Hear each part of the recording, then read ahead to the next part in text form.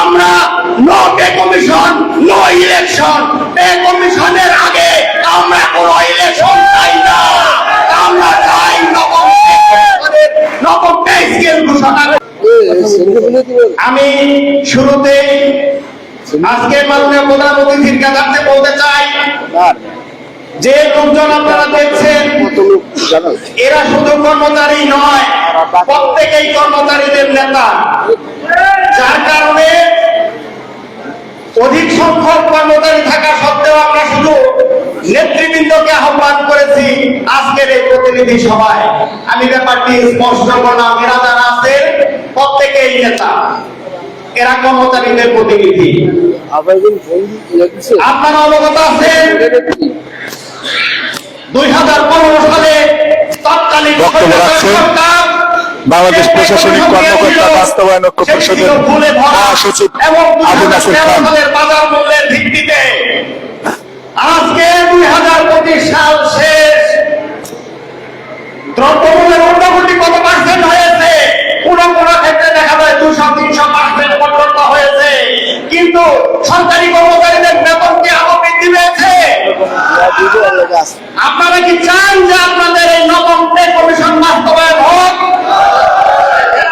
আমরা আজকে প্রধান অতিথিকে সবিনয় অনুরোধ করব, বৈষম্যমুক্ত পে কমিশন পে স্কেল যাতে অনতি বিলম্বে বাস্তবায়ন করে।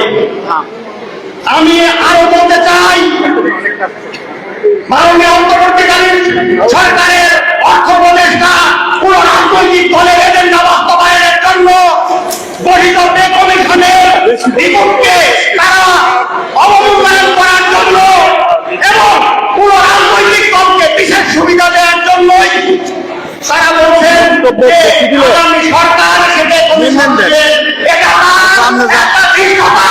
আমরা সরকারি কর্মচারীগণের তীব্র নিন্দা এবং প্রতিবাদ করছি। অনতি বিলম্বে তার এই অপব্যাখ্যা এবং অপবাক্য প্রত্যাহার করতে হবে, না হলে সরকারি কর্মচারীদেরকে দিয়ে তাকে প্রত্যাহারের জন্য আমরা দুর্বার আন্দোলন করে তুলব ইনশাআল্লাহ। সম্মানিত নেতৃত্ব, আপনাদের জানাচ্ছি বাংলাদেশ প্রশাসনিক কর্মকর্তা বাস্তবায়ন ঐক্য পরিষদের পক্ষ থেকে আন্তরিক শুভেচ্ছা এবং অভিনন্দন। আজকের মাননীয় প্রধান অতিথি আপনাদের পক্ষে ছিলেন, আছে এবং থাকবে। আমরা সরকারি কর্মচারীদের পক্ষ থেকে এই প্রত্যাশা করি এবং নবম বৈষম্যমুক্ত পে কমিশন ঘোষণা দেওয়ার জন্য মাননীয় প্রধান অতিথির কাছে সবিনয় অনুরোধ সহ আগামী এই নভেম্বরের শেষ নভেম্বরের মধ্যে যদি পে কমিশন ঘোষণা না করা হয়